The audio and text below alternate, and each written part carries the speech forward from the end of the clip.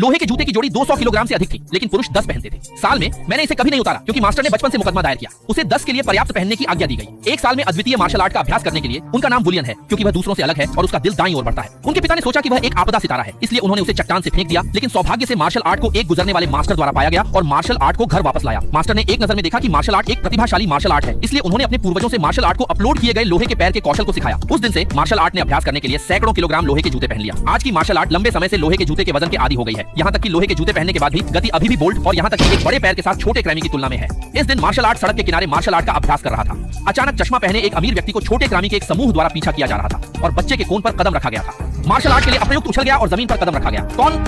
मेरे आकाश में कदम गया। कमरे में कुछ भी नहीं था। कक्षा के बाद चाची ने एक बड़ा बुकेरन पर क्लिक किया और 30,000 मीटर उड़ान भरी, जिससे उसके बगल के अमीर आदमी को देखा गया। कड़ी मेहनत के वर्षों के बाद मार्शल आर्ट लंबे समय से असाधारण है। शहर में प्रौद्योगिकी और कठोर कारामी का यह समूह उनके विरोधी नहीं है। मार्शल आर्ट ने जल्दी से कई छोटे छड़ों के साथ अपने हाथों को बाहर निकाला।